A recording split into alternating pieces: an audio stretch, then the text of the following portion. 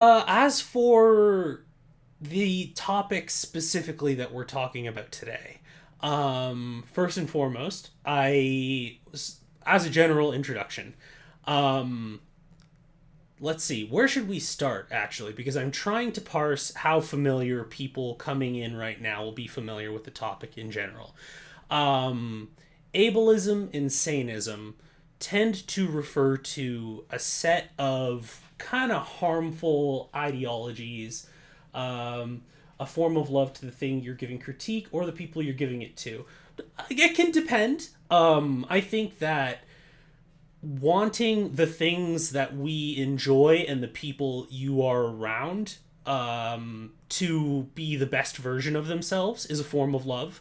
Um, Giving basically people don't have the opportunity to stop doing harmful things unless you alert them to the possibility that they are doing harmful things. In that sense, I believe that criticism is a loving thing to do because it gives that person the opportunity to reflect if they weren't already aware and the chance to improve themselves and stop necessarily doing something harmful that they could unintentionally be doing.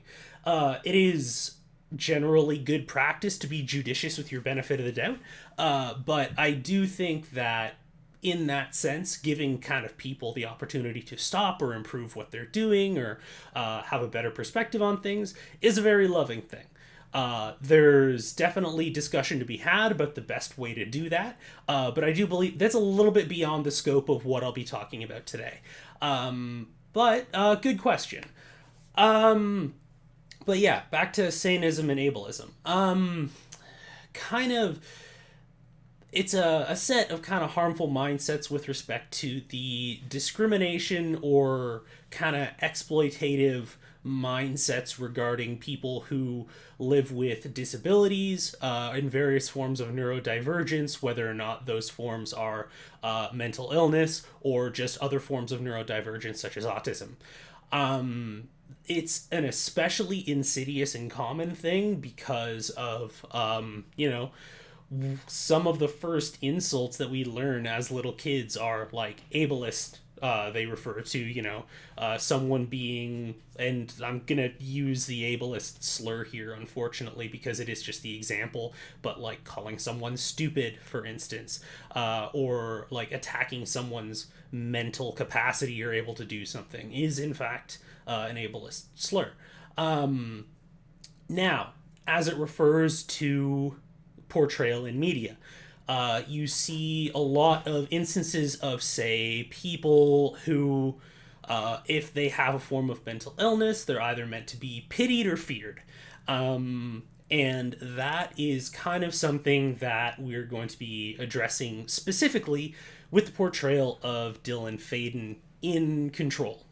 To state my own biases up front, I am someone who lives with ADHD and depression, and I have had a parent who, when I was very young, developed schizophrenia, like when I was about 10 or 11 or so.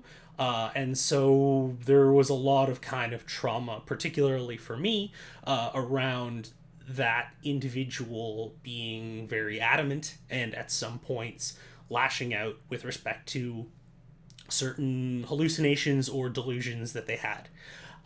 So that is something that I personally bring to the table. And so any of my views having to do with this, please, by all means, I want to be transparent about that. That when you are evaluating my own critique, please keep that in mind. Everyone comes to it with their history and trauma. So that's kind of what I bring to it right now. But yeah, so I am gonna transition over right now. So I actually looked up a YouTube video of this because what I wanted to do was I'm gonna cue that up for later. Um, what I wanted to do was, talk to Dylan in game because we're at that pivoting point. But fun thing about the way that Control is designed, you can only have one save file, so that kind of sucks. and there isn't really a clear delineating way for me to go back and view it again. There's a lot of different collectibles, and I didn't want to have to sift through that while all y'all watch. So I went through and just kind of talked to him and then went back. This particular clip is from, let me pull up the channel right now, HD Playground. So I just want to give them credit right off the bat. It's from the more updated version of the game, but it shows us what we need to be shown. So, some background on Dylan Faden. Dylan is Jesse Faden, the protagonist's brother, and the two of them were both subject to the Altered World event that took place in Ordinary, Indiana. Jesse escaped, and Dylan was abducted by the FBC, the Federal Bureau of Control, which most of the game takes place in. Running out of saliva, so now it's time to hydrate, which, for those of you in chat, please do the same. Hydrate, take your meds, stretch, posture check, all that good stuff you need to be able to take care of yourself. Okay, so what we know about Dylan. He has spent his pretty much entire childhood and adulthood in relative isolation, with no children around him, not really anything in the way of peers, and mostly being groomed by a shadowy government organization to be its leader while they research him like a test subject. Those super creepy puppet shows that we saw earlier in the game and throughout, the Threshold Kids, that is how Dylan learned about how the FBC works. It is the closest thing to a cartoon he has really ever had, and that is kind of the most basic form of and only real socialization apart from talking to scientists. In addition, there are, let's see, there are several kind of audio tapes that we went through earlier on in the game with interviews of Dylan. And it generally seems as though the government, the FBC, don't really treat him very much like a human being. Most of the correspondence that we see throughout the game of people mostly being concerned with their own research, and the kind of secretive nature and confidentiality of the FBC seem to supersede any desire to be empathetic towards this child who is growing up in total isolation. Like, it's kind of hard to overstate how damaging that is to a person. Dylan feels as though he was abandoned, that he lives in total isolation with only scientists who don't especially care about his well-being and only really talk to him to gain insight on his degree of paranatural ability or to find out where Jesse is. Eventually he lashes out, resulting in the death of an FBC staff member, and he is placed into isolation, quite literally in the same area that they keep dangerous objects in. He is observed constantly in a way that one could draw parallels to a place like Guantanamo Bay, and just generally kept in total isolation and in observation at all times. So, of course, when he reaches out, because he is a powerful psychic, the hiss reaches back. And thus we have the result of him breaking out of his containment, and his mind being altered and partially taken over in the way that we see now. So, I'm going to play through the clip, or at least the relevant portion of the clip. Oh, excuse me. And just to give folks a heads up, this is, if you do have particular trauma or triggers around individuals talking through the kind of talking through delusion or word salad or emotional lashing out. This can be potentially triggering. I know even with kind of my background, I had a little bit of kind of like discomfort with that. If you feel kind of uneasy about it, please feel free, like, navigate away for a few minutes, maybe about 5 minutes. Probably not even 5 minutes, like give it about 2 or 3. And there will be a VOD of this up later. But that's kind of my main warning about that. Let me know if the audio is okay. I do have closed captions on for this. So hopefully everyone will be able to look at this and learn from it, and we'll discuss it a little bit once it's continued. Or, sorry, once it's finished, or once I pause it again. So let me start it up now.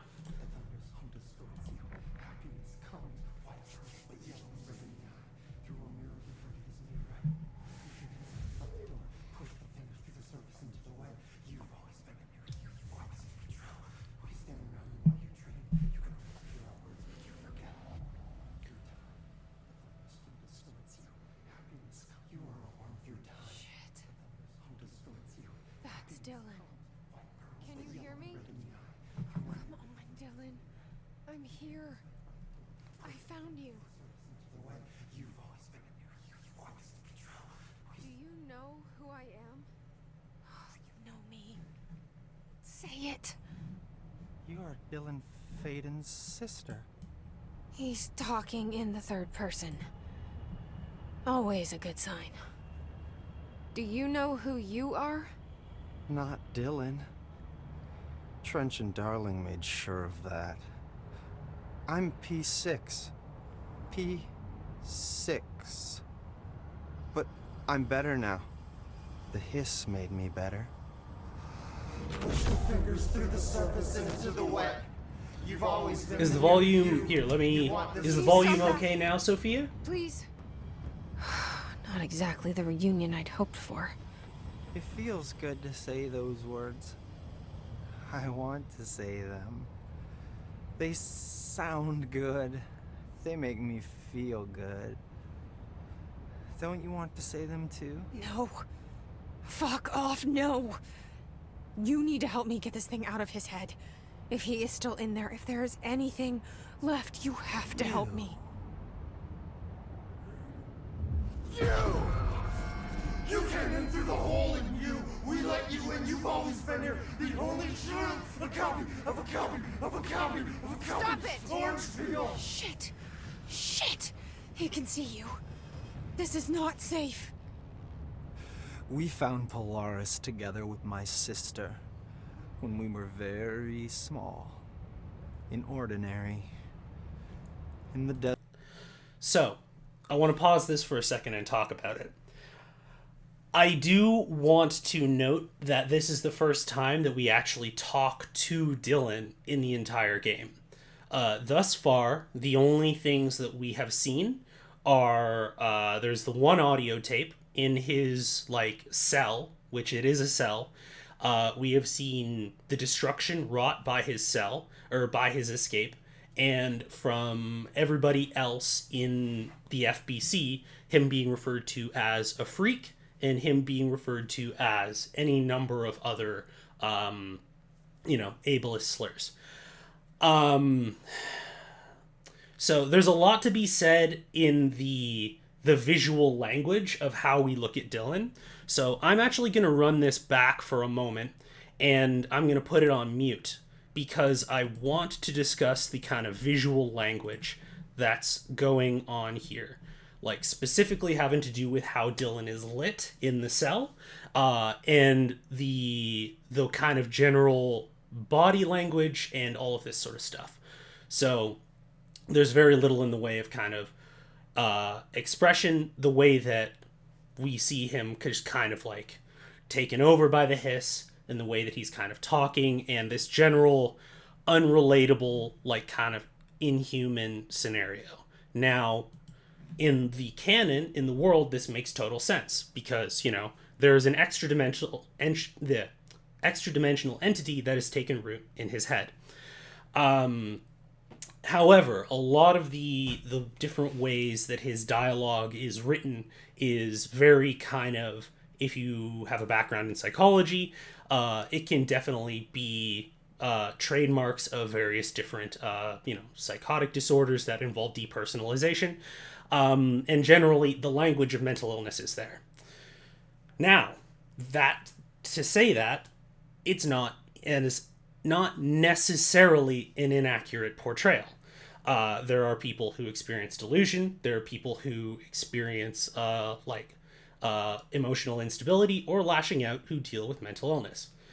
The problem here, and the problem from Control in general, in my personal opinion, is the fact that the only time that we see neurodivergence and mental illness discussed in this game is in the context of creating something that is unsettling, that is generally disturbing or dangerous. A number of the different documentations about altered items and phenomenon regarding their effects are related to creating symptoms of mental illness. Anxiety, depression, there are references of suicide several times. And thus, if we had individuals who are NPCs in the game deal with anxiety or depression or talk about dealing with any of those things, it might not necessarily be harmful.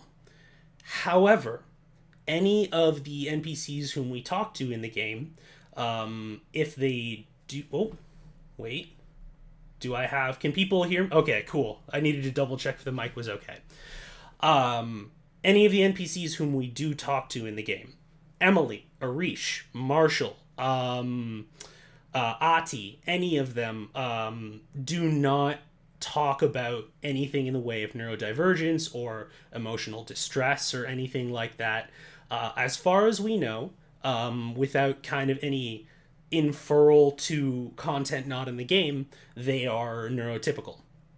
If there is distress experienced by people in the FBC, be they staff or otherwise, the only time that we hear about them is in documentation. And those are staff who are either dead, or they have been terminated from the FBC, or they have been irreparably damaged in some way. There is no individual who is portrayed as a person in this game who experiences mental illness. The first time that we experience someone who does talk about mental illness is Dylan.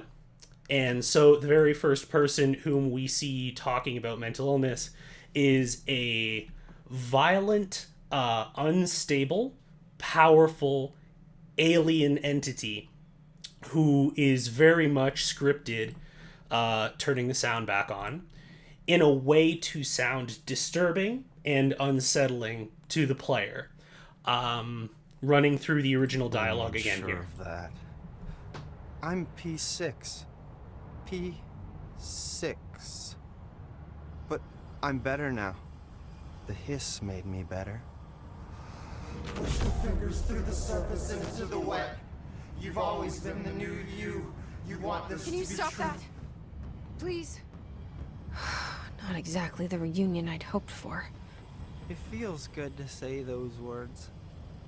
I want to say them. They sound good.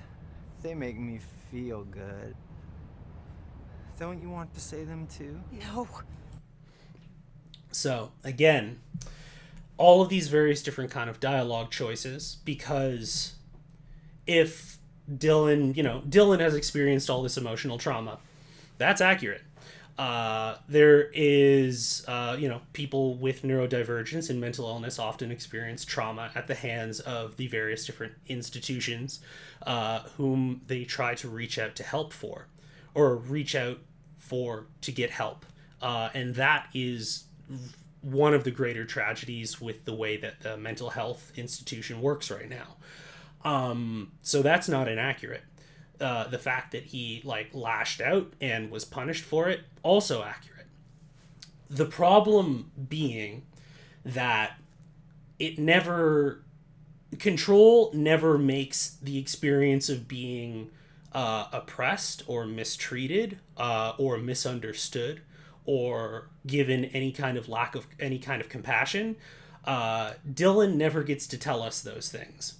The story is never Dylan's. The story is Jesse's. Which, in a video game context, on one hand, makes sense. Jesse is the protagonist. Dylan is not the protagonist. However, the problem that we get to is the fact that in a game about this being Jesse's story, in which Dylan is only a fixture or an object, they have decided to make these different choices regarding the portrayal of mental illness only in the character who is the object or the antagonist in the story, or at least one of the antagonists.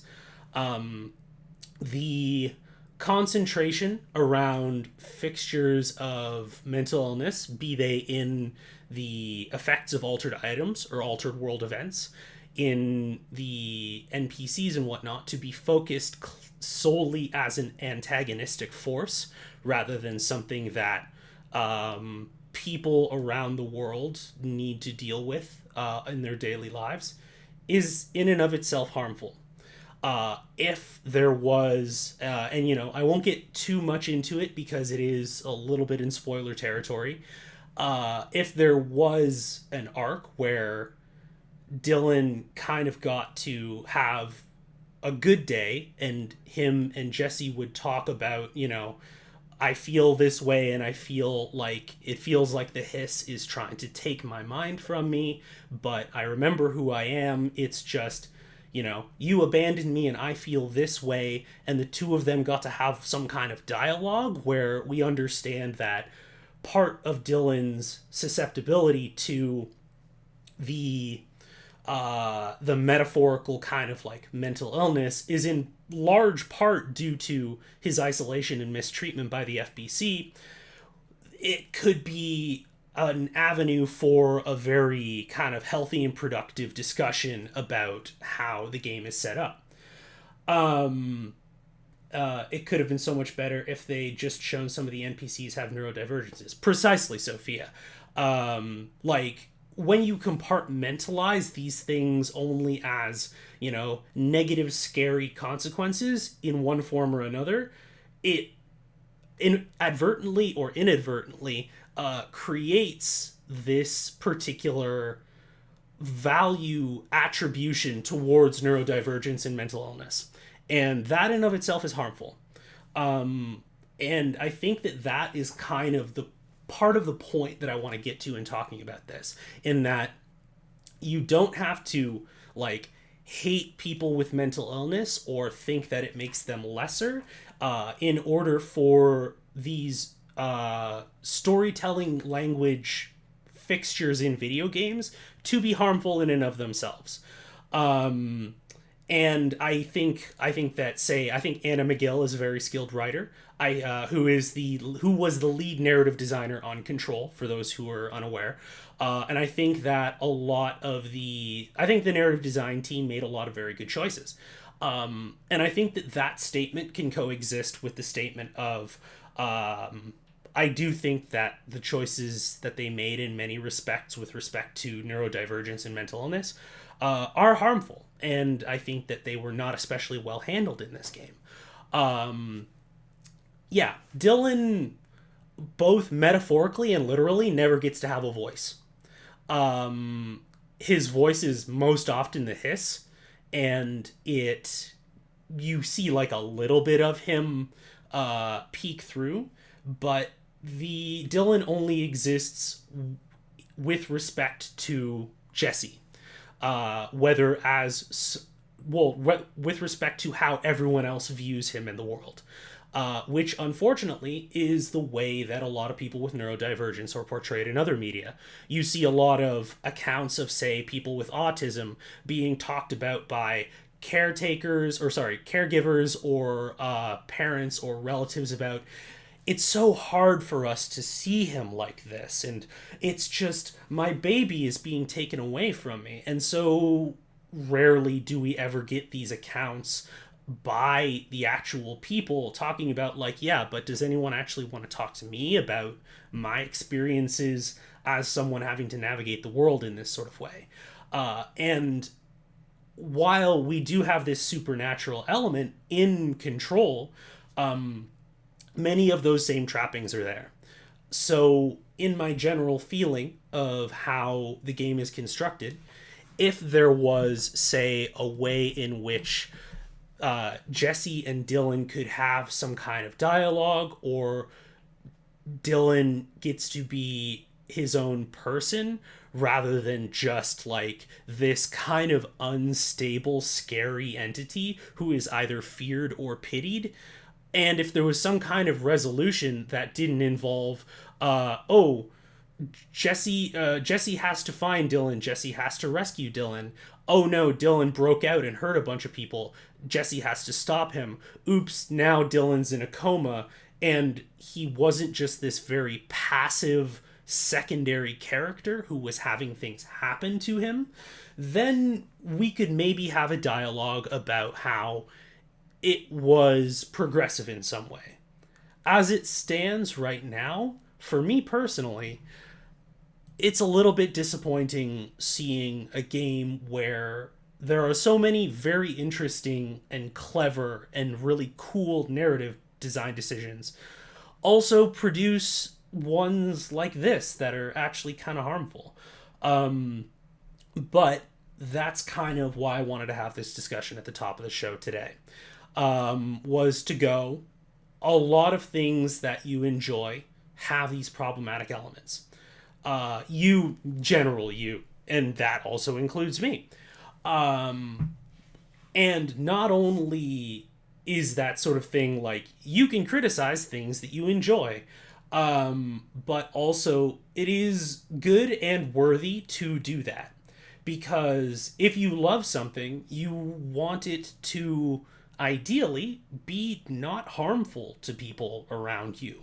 And it's through that kind of constructive dialogue and through that discussion of these different things that different media have that we learn to make them better. And we learn to mitigate or start to heal the harm that is inherent in maybe unwise decisions that were made or poorly guided decisions that were made in previous iterations.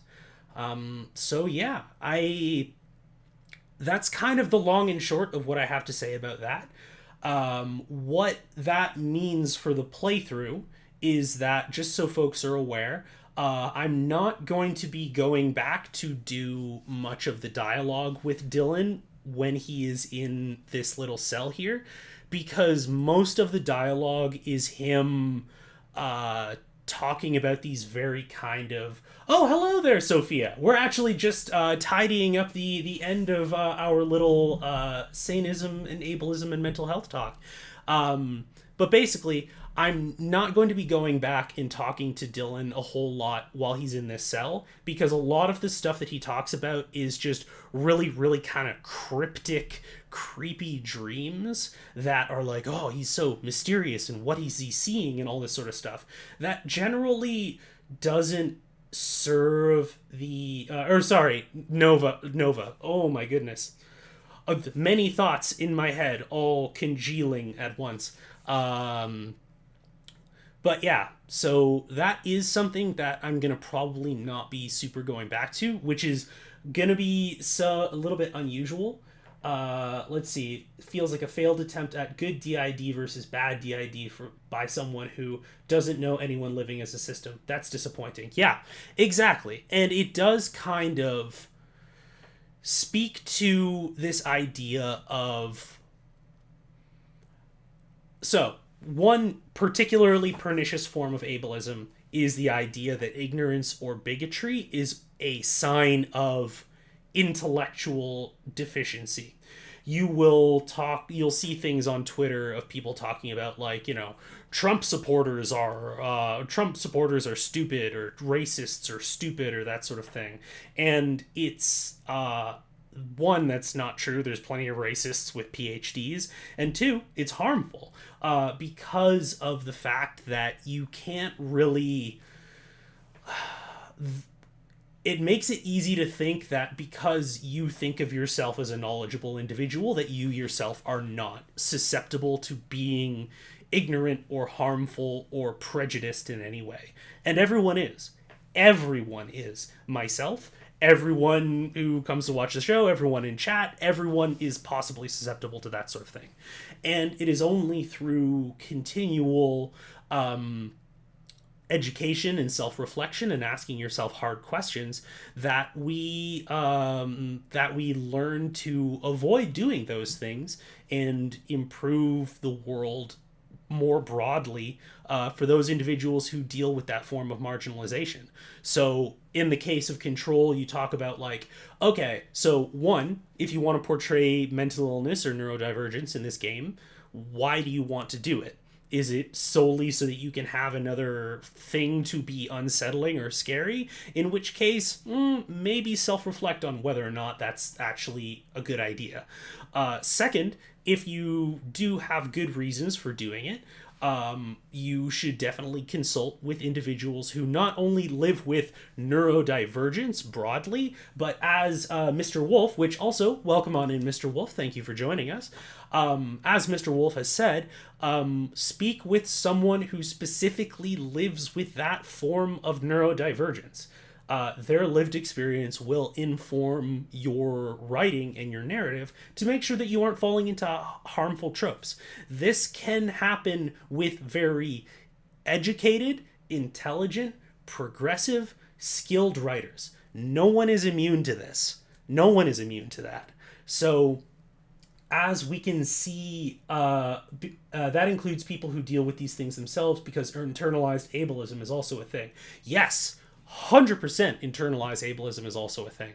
That is, with respect to my own background, a lot of I have a lot of internalized trauma regarding, like internalized childhood trauma regarding individuals speaking in kind of like who are dealing with like delusion and that sort of thing. And that is something that I've had to kind of be aware of anytime I'm talking about something like this.